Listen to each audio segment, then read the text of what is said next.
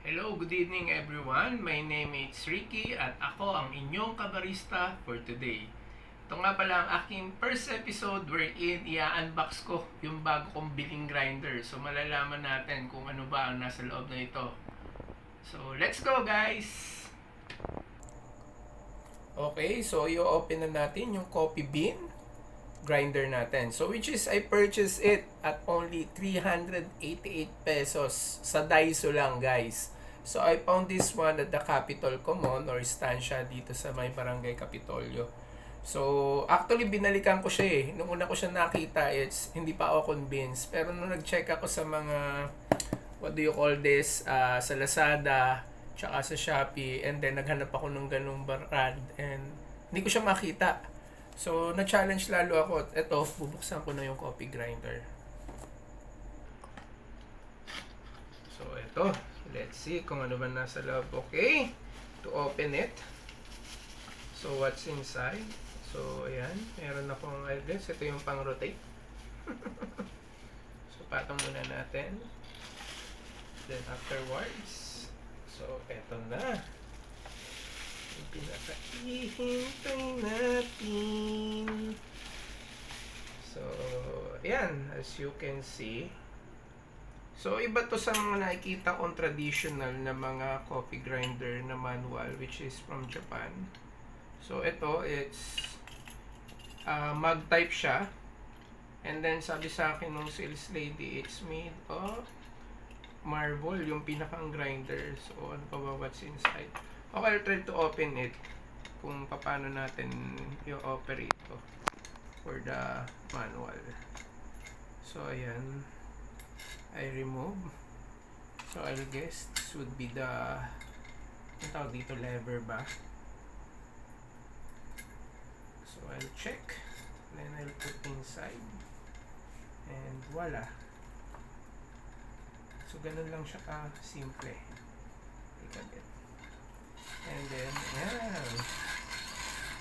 So, tingnan natin ano bang effect pag mayroong rotator sa loob. So, gumagana naman siya. And then, eto. So, magta-try din ako ng kape. Yung grind coffee. Yan, for grind coffee natin. So, bago ko simulan yon, tatagay muna tayo ng masarap na kape. Oops.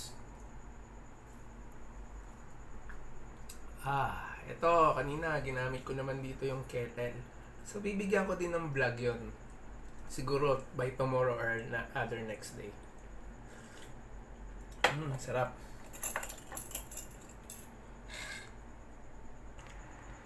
So, okay.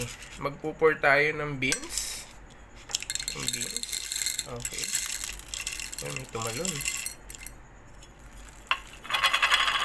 So, hindi ko nailaka. So, anyway, I'm gonna arrange the beans. Ayan, kumakagat yung lever para mahigpit.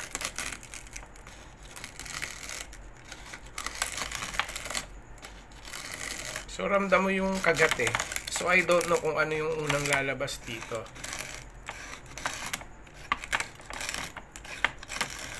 Maganit siya. Pero I think sa adjustment nung ano to, makukuha ko rin yung proper grinding nito.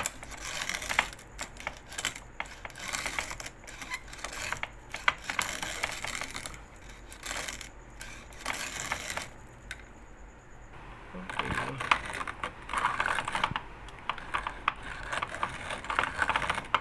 So kung pang home type lang naman, gusto mo lang ng freshly ground na manually, aside sa kung meron kang machine, so it could be useful kung mga single or 2 servings lang of fresh coffee bean yung gusto mo. But of course, napaka-challenging lang nung ikaw mismo yung gumagawa. So, labor of love. But since first time ko rin gumamit ng ganito, medyo mahirap siya in a way na control mo talaga yung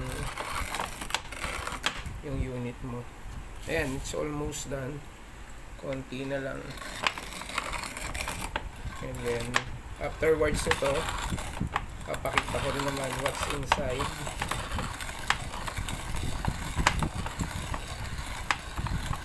So ayun, after few minutes, so let's open kung ano yung finished product.